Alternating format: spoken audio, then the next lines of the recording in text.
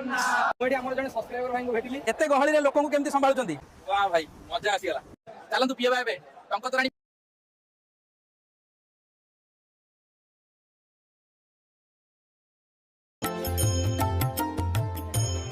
जय जगन्नाथ दर्शक बंधु आपण मानकु रथ यात्रा रो हार्दिक शुभकामना।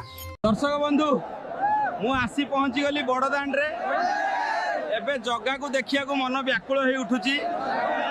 नना ओली की मोते भी टिके महाप्रसाद दियो।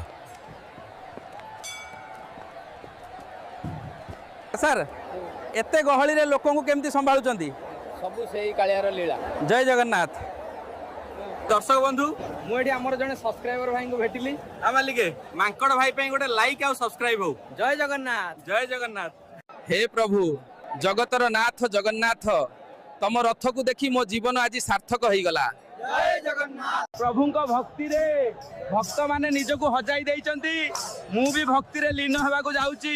जय जगन्नाथ। सांग माने एबे प्रभु को दर्शन पर जीवा पूरी फेमस खजा खाइया को नना मते भी गोटे खजा दियो। खजा खाइया परे चलंतु पिएबा एबे टंक तोराणी मालिके आमको भी टिके टंक तोराणी दियो। श्रीमंदिर दर्शन परे पुरी रो मुख्य आकर्षण हैला पुरी बेलाभूमि तो चलंतु आउ डेरी न करिकी जिबा सेही पुरी बेलाभूमि को। फाइनली पहुंची गली मु गोल्डन बीच रे देखंतु केते सुंदर दृश्य वाह भाई मजा आसी गला। दर्शक बंधु एते लंबा यात्रा परे समुद्र लहरी को देखी देह आउ मनरे खुशीर लहरी खेली जाउची।